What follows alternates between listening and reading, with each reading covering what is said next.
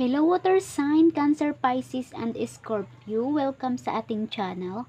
So, for today's video ay para sa horoscope nyo for November 4 to 30. Alamin natin ang posibleng mangyari sa inyo. Keep only what resonate lang, no? Kunin nyo lang ang mag-resonate sa inyo this month, pero alamin natin kung ano ba yung paparating para sa inyo. Tandaan, ito lamang isang gabay lamang. Nasa Panginoon pa rin po ang mga alam sa ating buhay. Kung gusto nyo ang ganitong mga reading, don't forget to subscribe para palagi kayong updated. I-hit ang notification bell. So, ayun mga my dear water signs, simulan na natin ang inyong horoscope for November 4 to 30. Keep on what resonate. Spirits and angels guides me for the horoscope of water sign, Cancer, Pisces, and Scorpio.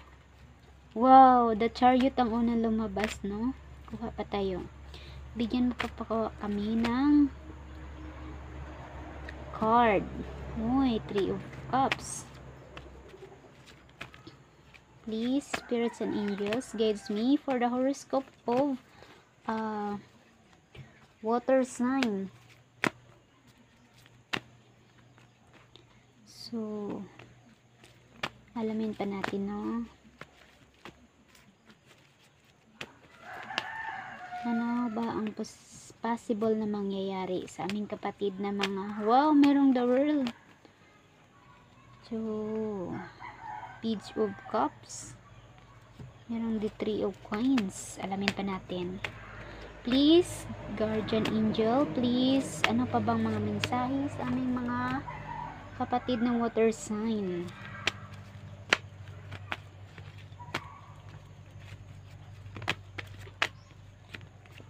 Okay, so ayan na ang ating mga card. Ilatag muna natin ito, guys. Okay, we have the 7 of Chariot. 7 of Chariot, the Chariot pala. Page of Sword. The 6 of Sword. The Justice in reverse. Reverse po siya, guys.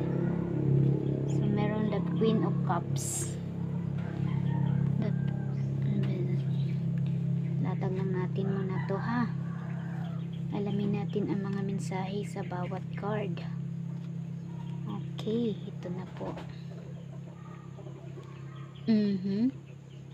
So bago yan, alamin natin ang posible nyong guys, kumbaga anong mga zodiac sign ang nandito. Tingnan natin kung anong mga zodiac sign ang posible ninyong makasalanguhan, no?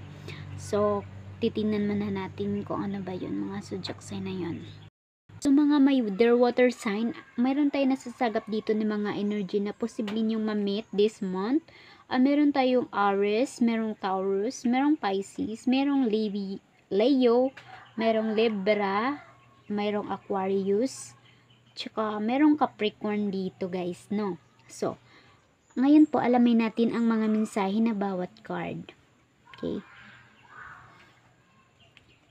So, dito, guys, unahin mo lang natin sa inyong trabaho. Guys, posibleng in reverse na kasi siya, guys, sa trabaho, guys. Posible yung napagdaanan nyo na tong gulo na to, pass na po ito siya kasi nakabaliktad na po ang card natin, no? So ito, wala pang mga mensahe na paparating. For some of you muna ay merong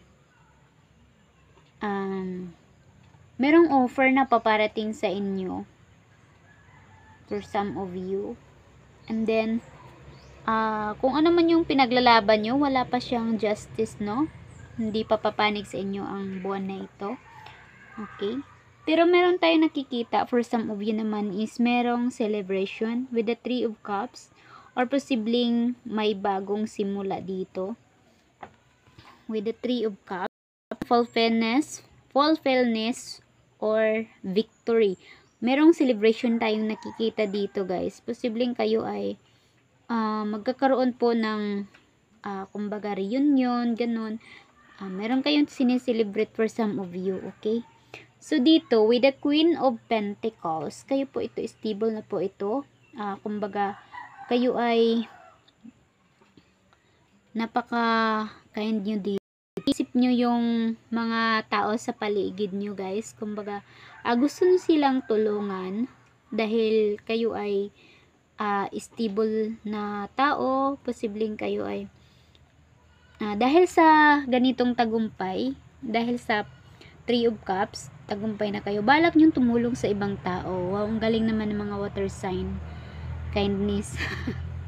So, with the Chariot, guys, so dito guys, pinaglalaban nyo talaga ang katotohanan. Kumbaga, kayo po ang mamuno dito. Posibleng kayo ay isang boss or ganun. Posibleng kayo po ang kumbaga, kayo po yung ano ba sa term yun, yung ano. Kumbaga kayo yung paulit-ulit. Kayo yung ano guys, hindi ko masabi. Nasa utak ko, hindi ko masabi. Kayo yung ano, leader. Kumbaga, kayo yung nag-uutos dito. Okay, kumbaga, nakadepende sa inyong desisyon. Kung kayo man na isang leader, ay susundin kayo sa mga taong nakapaligid sa inyo, no? Hirapan ako dun. So, ayun. So, meron tayong merong tayong the Six of Sword is yun na hindi nyo pa ni-let go or hindi nyo pa ito na solve. Kumbaga, merong mga problema na hindi nyo pa nagawa ng solusyon. Okay? Or posibleng merong maglalayag for some of yung mga water sign. Posibleng merong ano to? Change of residence. Kumbaga, merong lilipat ng bahay. Oo. Or possible naman na merong mga issue na hindi nyo pa na-solve. Okay? So, alamin pa natin. So, dito, merong ano dito? Merong posibleng isang Leo din na posibleng tutulong sa inyo or posibleng bigbigay sa inyo ng mensahe this month. Pero mabagal ang kanyang pagdating, no? Yan, nakahawak siya ng wands. Kumbaga, merong balita na paparating for some of you. Sabi ko kanina, pero walang balita. 'Di ba? Kasi naka-reverse na po siya. Depende sa inyo 'yun kung saan kayo makaresonate, kung makatanggap kayo ng balita this month or kung hindi. So, depende na rin 'yun sa inyo. Hindi naman lahat ng card is magka-resonate tayo, guys. At dahil meron tayong the world, so dito guys is merong success and victory. Material happiness to guys. Kumbaga merong tutulungan kayo ni universe na makuha yung kung ano man yung gusto nyo. Okay? Success po ito with the world. Okay? Nasa inyo na po yung mundo na. Kumbaga kung merong mga opportunity na darating ngayon is anuhin nyo na guys. I-grab nyo na kasi papanig sa inyo yung universe, no? So, ayun. So, dito, we have the Three of Wands. Ay, merong discovery. Kumbaga, meron kayong mga discover this month. Kung ano man yun, i-grab nyo na yung opportunity. Kasi, dito with the world, tutulungan kayo ni universe. Okay? This month. Mga Mother Pisces. Or, mga water sign. Okay? Kasi, meron kayong mabubuo dito na posibleng magkakaroon kayo ng yaman. Okay. So, dito guys, we have the the Force and Reverse. Four of Pentacles. Reverse na po siya guys, no? So, possible na yung mga in a relationship, kung noon ay sa mga nakaraang araw or nakaraang buwan, kinokontrol sila ng kanilang mga love life, merong controlling dito nakikita, merong silusa ng mga GF or BF or partner. Posible ngayong November is mawawala na po siya, no? Dahil ito in reverse na po siya, guys. Okay? Okay. Okay, in reverse or possible yun. mawawala na po siya guys, kasi in reverse na po siya. Pero yung justice, merong justice, in reverse nga lang siya. Pero depende na yun sa inyo kung meron kayong hindi pa natapos ng mga issue, kasi dito nagpapakita na merong hindi pa natatapos na mga issue with the 6 of sword. So be careful lang guys, no. Pero meron tayong the page of sword, no. So meron tayong the page of sword, so posibleng kaya mo tong malampasan, no. Okay mga my dear, or posible meron kayong kadeling na Gemini, Libra, or Aquarius, no. Okay, so yun mga my dear. So we have the Queen of Cups. So meron dito dito for some of you is maging ano kayo dito, mapagmatsyag. Kumbaga Queen of Cups kayo dito, kumbaga nasa inyo na lahat, kumbaga stable kayo dito for this month. Merong stable tayo nakikita, no, or posibleng mangyayari ngayong this month. Okay, ngayong buwan na to, ngayong this month. So ayan, so for some of you naman merong 3 of coins in reverse po siya. So dapat yung paghandaan, yung kung ano man yung mga challenge na ibibigay ngayon sa buwan na ito, mga my dear Pisces, sa buwan na ito, maraming challenges na ibibigay sa iyo si universe. So kailangan ka maging handa. Okay, maging handa ka dito guys with the 3 of coins. Kailangan mong maging handa, no. So dito where the page of cups. So merong proposal dito. Kung kayo man ay water sign, Cancer, Pisces, and Scorpio, asahan nyo na merong for some of you, merong wedding na magaganap. Kumbaga merong proposal, kumbaga yung GF mo, BF mo, posibleng mag-propose this month with the page of cups. Keep only what resonate lang, no, dahil hindi lahat makaresonate. Or merong paparating ng news, merong proposal. Depende kung anong klaseng proposal. Meron namang proposal sa business, sa transaction, sa hindi man lang lahat na para sa wedding, ganun. Meron offer, kumbaga this card represent offer ito guys.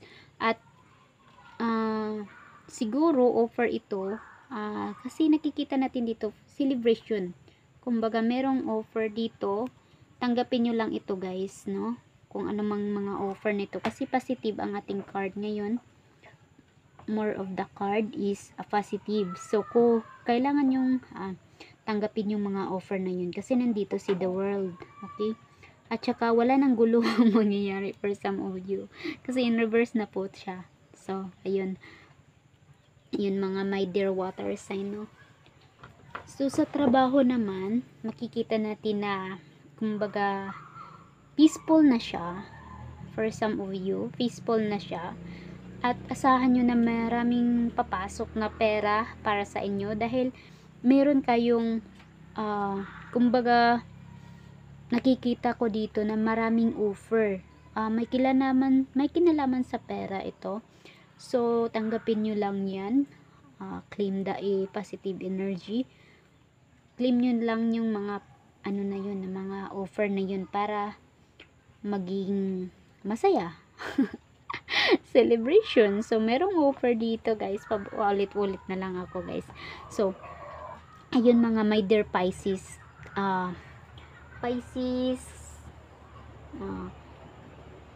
Scorpio and Cancer. So ayun mga guys, so wala tayong nakikita dito guys na third party sa in a relationship.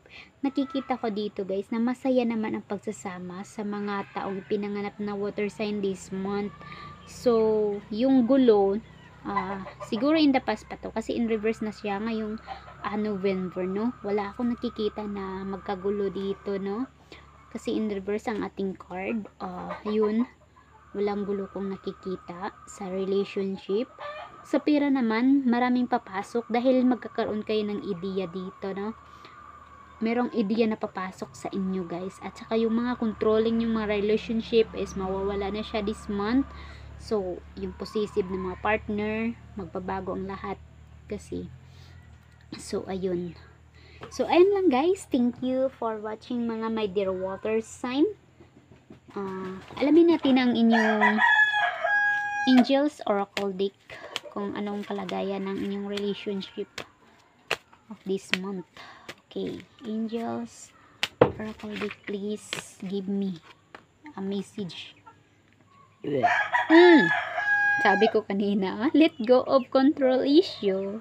Sabi ko nga kanina na i-let go mo na yung mga control issue niyo. Sabi ko kanina na wala nang controlling this month.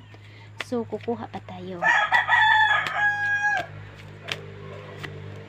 Okay, for learning.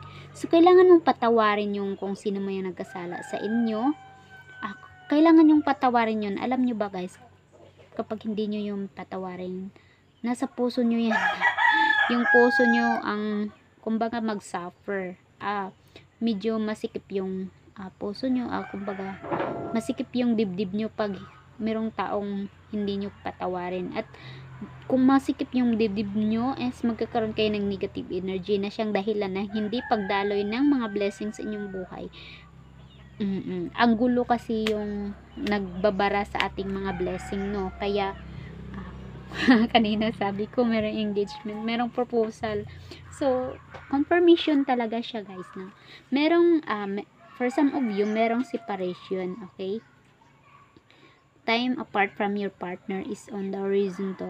For some of you naman is merong engagement, no? Dalawang card ang lumabas sa ating mga water signs. So ibig sabihin nun is for some of you merong maghihiwalay pa lang this month, or for some of you merong ikakasal pa lang. So dalawang cards, saan kayo doon makaresonate? So kayo na po ang bahala guys, no? So sabi ko dito na kung meron kayong negative energy, ano ba yung mga negative energy? Ito yung ano ka sa gulo, tapos nag-isip ka ng mga masasamang bagay. Iwasan nyo yan guys. Kung meron kayong problema, yes, lahat naman tayo nakaranas ng maraming problema, pero hindi lahat. Pero hindi dapat yan natin i-claim ang mga negative energy, kasi magkakaroon tayo ng mga blessing na hindi natin matanggap dahil hinaharangan siya ng negative energy. Kaya kung meron kayong problema, aram mo yung ba guys, na ang ginawa ko kapag meron akong problema is nagdasal lang talaga ako para, alam nyo guys, powerful talaga yung pagdadasal sa Panginoon. Alam nyo ba kung bakit? Kasi tuwing magdadasal ako kapag meron akong problema is gumagaan ko, o diba? So ganun lang gawin nyo guys kung meron kayong problema, kasi lahat ng problema is may solution. Huwag lang kayo mag-isip ng masama, okay? Okay, so yun lang guys. Thank you for watching mga my dear water signs, Cancer, Pisces, and Scorpio. So yun lang guys. Kung nagustuhan nyo to is huwag kalimutan mag-like, mag-comment na rin kayo, at i-share nyo na rin itong video. So yun lang guys. Thank you for watching. See you in my next sa horoscope nyo. Nagbabasa din ako ng mga collective reading. So ayun, bye.